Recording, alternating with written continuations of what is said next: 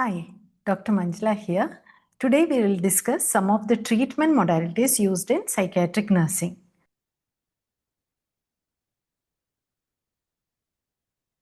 ആദ്യം തന്നെ സൈക്കോതെറാപ്പി എന്ന് പറഞ്ഞാൽ എന്താണ്? ചില ബിഹേവിയറൽ ചില സൈക്കോളജിക്കൽ മെത്തേഡ്സ് ഉപയോഗിച്ചുകൊണ്ട് നമ്മൾ കൊടുക്കുന്ന ട്രീറ്റ്മെൻറ്റാണ് to change the behaviours or thoughts of people. അതിനൊരു എക്സാമ്പിളാണ് കോഗ്നിറ്റീവ് ബിഹേവിയർ തെറാപ്പി എന്ന് പറയുന്നത്, which we use for depressive patients. രണ്ടാമത്തേത് ബിഹേവിയർ തെറാപ്പിയിൽ നേരത്തെ പറഞ്ഞ പോലെ തന്നെ it comes under psychotherapy, where we focus on behaviours. എങ്ങനത്തെ ബിഹേവിയറാണ്? ഹാംഫുൾ ആയിട്ടുള്ള ബിഹേവിയേഴ്സിന് റെക്ടിഫൈ ചെയ്യാൻ വേണ്ടിയിട്ട് യൂസ് ചെയ്യുന്ന ഒരു മെത്തേഡാണ് ഈ ബിഹേവിയർ തെറാപ്പി. അതിൽ നമ്മൾ ഓപ്പറാൻഡ് കണ്ടീഷനിങ് പോലുള്ള ടെക്നിക്സ് ഉപയോഗിച്ചാണിത് ചെയ്യുന്നത്. ഇപ്പോൾ സ്കിസോഫ്രെനിക് പേഷ്യൻസിനൊക്കെ നമ്മളൊരു ടോക്കൺ എക്കോണമി എന്നൊക്കെ പറയും, ഒരു ടോക്കൺ സിസ്റ്റം വെച്ചിട്ട് നമ്മളിത് ഇംപ്ലിമെൻ്റ് ചെയ്യാറുണ്ട്. ലൈക്ക് അവരുടെ നല്ല ബിഹേവിയേഴ്സിന് അല്ലെങ്കിൽ അക്സെപ്റ്റബിൾ ബിഹേവിയേഴ്സ് എക്സിബിറ്റ് ചെയ്യുമ്പോൾ നമ്മളൊരു ടോക്കൺ കൊടുക്കും, which they can exchange for something which they like. ആ രീതിയിൽ അതിനെയാണ് ടോക്കൺ എക്കോണമി എന്ന് പറയുന്നത്. മൂന്നാമത്തെ മെത്തേഡ് എന്താണ്? Cognitive therapy, where we try to rectify the thought processes. നെഗറ്റീവായിട്ടുള്ള തോട്ട്സിനെയൊക്കെ നമ്മൾ കറക്റ്റ് ചെയ്യാനായിട്ട് കൊടുക്കുന്ന തെറാപ്പിയാണ് cognitive therapy. Like for example, anxiety ഉള്ള പേഷ്യൻസിന് ചിലപ്പോൾ നെഗറ്റീവ് ബിഹേവിയേഴ്സ്, ഒത്തിരി നെഗറ്റീവ് തോട്ട്സ് ഇങ്ങനെ വന്നുകൊണ്ടേയിരിക്കും. അപ്പോൾ അത് കറക്റ്റ് ചെയ്യാനായിട്ട് നമുക്ക് ഈ കൊഗ്നിറ്റീവ് തെറാപ്പി യൂസ് ചെയ്യാം. അടുത്തത് ഗ്രൂപ്പ് തെറാപ്പി എന്ന് പറഞ്ഞാൽ ഒരേ പ്രോബ്ലംസ് ഉള്ള ആൾക്കാർ ഒരു ഗ്രൂപ്പിൽ വെച്ച് നമ്മൾ തെറാപ്പി കൊടുക്കുന്നതാണ്.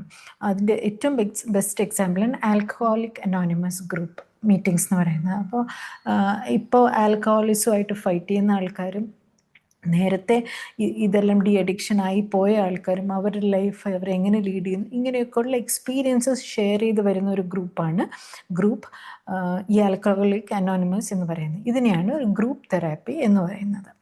അടുത്തത് ഫാമിലി തെറാപ്പി എന്ന് പറയുമ്പോൾ പേഷ്യൻസിനെ അവരുടെ ഫാമിലി മെമ്പേഴ്സിനെ ഇൻവോൾവ് ചെയ്തുകൊണ്ട് കമ്മ്യൂണിക്കേഷൻ, റിലേഷൻഷിപ്സ് ഒക്കെ ഇമ്പ്രൂവ് ചെയ്യാനായിട്ട് നമ്മൾ നടത്തുന്ന തെറാപ്പിയാണ് ഫാമിലി തെറാപ്പി. അപ്പം നിങ്ങൾക്കറിയാമല്ലോ, സൈക്കാട്രിക് പേഷ്യൻസിന് അവരുടെ families what all burden they undergo when they are treating or when the patient is undergoing some treatment. അപ്പോൾ എങ്ങനെയാണ് ഈ പേഷ്യൻറ്റ് ഹാൻഡിൽ ചെയ്യേണ്ടത്, എന്തൊക്കെ ചെയ്യണം, അങ്ങനത്തെ കാര്യങ്ങൾ, അവരോട് എങ്ങനെ കമ്മ്യൂണിക്കേറ്റ് ചെയ്യണം, ഇങ്ങനത്തെ കാര്യങ്ങളൊക്കെയും ഫാമിലി മെമ്പേഴ്സും അറിഞ്ഞിരിക്കണം.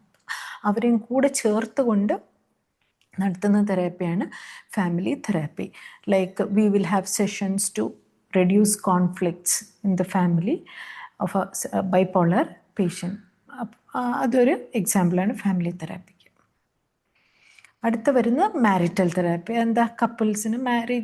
മാരീഡ് കപ്പിൾസിന് അവരുടെ അഡ്ജസ്റ്റ്മെൻറ്റും കാര്യങ്ങളുമൊക്കെ ഡീൽ ചെയ്യാനുള്ളതാണ് marital therapy. So counselling for marital adjustments in psychiatric illnesses. അപ്പോൾ ഒരു കപ്പിള്, ഹസ്ബൻഡ് വൈഫ് ആരെങ്കിലും ഒരാൾക്ക് സൈക്കാട്രിക് ഇൽനെസ് വന്നു കഴിഞ്ഞാൽ അത് മറ്റാളിനെ വളരെയധികം ബാധിക്കും അല്ലേ. അപ്പം ആ കേസസിൽ നമുക്ക് ഹസ്ബൻഡ് വൈഫ് ടുഗെദർ ആയിട്ടുള്ള കൗൺസിലിംഗ് സെഷൻസ് വളരെ ഇമ്പോർട്ടൻ്റ് ആണ്. That is called marital therapy. അടുത്തത് ഓക്കുപേഷണൽ തെറാപ്പി എന്താ? നമുക്ക് ഈ ക്രിയേറ്റീവായിട്ടുള്ള ആക്ടിവിറ്റീസൊക്കെ കൊടുത്തിട്ട് പേഷ്യൻസിൻ്റെ മെൻ്റൽ ഫങ്ഷനിങ് ഇമ്പ്രൂവ് ചെയ്യാനായിട്ട് സാധിക്കും. നമ്മൾ ക്യാൻഡിൽ മേക്കിംഗ്, ബാസ്ക്കറ്റ് വീവിങ്, ഇങ്ങനെയൊക്കെ ഉള്ള പ്രോഗ്രാംസൊക്കെ ഈ മെൻ്റലി ഇൽ പേഷ്യൻസിൻ്റെ റീഹാബിലിറ്റേഷൻ സെൻറ്ററിൽ നമുക്ക് കാണാം. That actually improves their mental status a lot.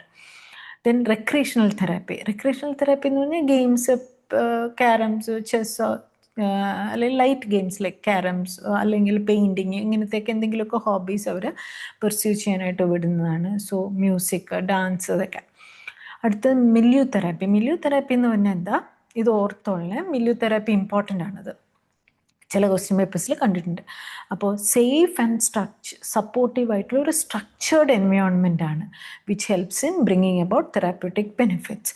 For example, ഇപ്പോൾ പേഷ്യൻസിന് സൈക്കാട്രിക് ഹോസ്പിറ്റൽസിൽ തന്നെ കുറച്ച് സ്റ്റേബിളായിട്ടുള്ള സൈക്കാട്രിക് പേഷ്യൻസിനെ നമ്മൾ ഡെയിലി റുട്ടീനിലേക്ക് അങ്ങ് ഇൻവോൾവ് ചെയ്യും. രാവിലെ ഡ്രഗ്സൊക്കെ കൊടുക്കാനായിട്ട്, മെഡിക്കേഷൻ ഡിസ്ട്രിബ്യൂഷനൊക്കെ ഇവരെ നമ്മൾ കൊടുത്തു കഴിഞ്ഞാൽ ഇവർ തന്നെ കൊണ്ടുപോയി പേഷ്യൻസിനെ കണ്ടുപിടിച്ച് കൊണ്ടുപോയി കൊടുക്കും.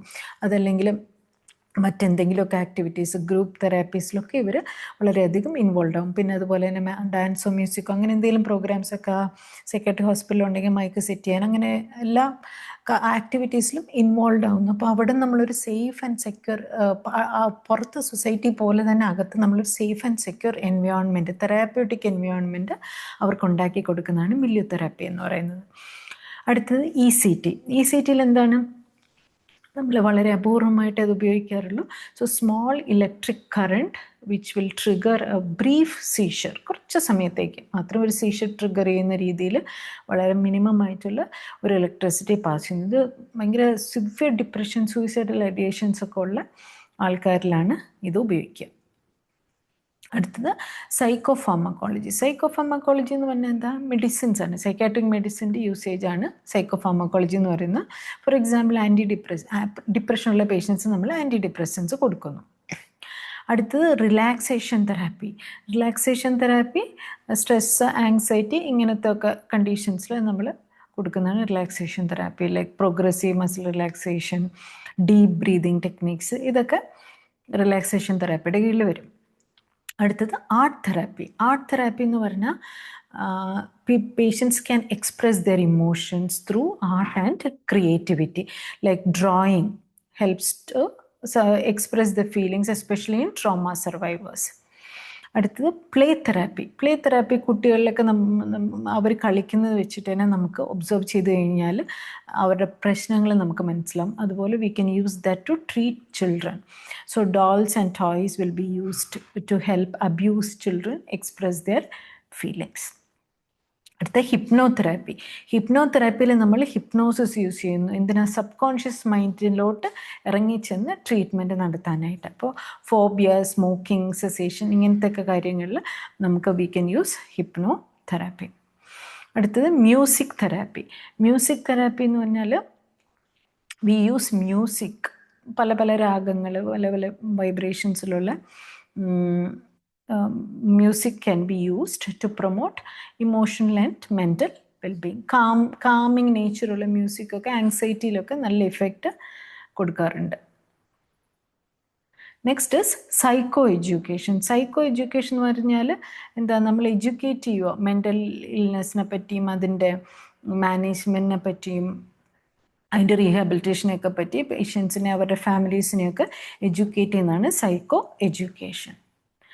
അടുത്തത് ലൈറ്റ് തെറാപ്പി. ലൈറ്റ് തെറാപ്പി എന്ന് പറഞ്ഞാൽ നമ്മളൊരു ഒരു പർട്ടിക്കുലർ വേരിയേഷനിലുള്ള ലൈറ്റ് ഉപയോഗിച്ചുകൊണ്ട് ട്രീറ്റ്മെൻറ്റ് നടത്തുന്നതാണ്. ഇതെന്തിനാണ് യൂസ് ചെയ്യുന്നതെന്ന് വെച്ചാൽ നമ്മുടെ സർക്കേഡിയൻ റിതംസിനെ റെഗുലേറ്റ് ചെയ്യാനും മൂഡിനെ റെഗുലേറ്റ് ചെയ്യാനാണ്. എസ്പെഷ്യലി ഈ സീസണൽ എഫക്റ്റീവ് ഡിസോർഡേഴ്സ് ഒക്കെ ഉണ്ടല്ലോ, പറയുവാണെങ്കിൽ ഈ വിൻ്റർ ബ്ലൂസ് എന്നൊക്കെ പറയും. അത് വിൻ്റർ സീസൺസിൽ ഫോറിൻ കൺട്രീസിലൊക്കെ UK എസ്പെഷ്യലി വിൻ്റർ സമയത്ത് ഈ സൂര്യനെ, അവർക്ക് വിൻ്റർ എന്ന് പറഞ്ഞാൽ ഒത്തിരി ലോങ് അല്ലേ, അപ്പോൾ സൂര്യനെ കാണാതെ അവർക്ക് they go into depression, winter blues എന്ന് പറയും. അങ്ങനെയൊക്കെ ഉള്ള സാഹചര്യങ്ങളിൽ നമുക്ക് we can use light to regulate the circadian rhythms. ആ സ്ലീപ്പ് വേക്ക് പാറ്റേൺ ശരിയാക്കാനായിട്ട് അത് യൂസ് ചെയ്യാം.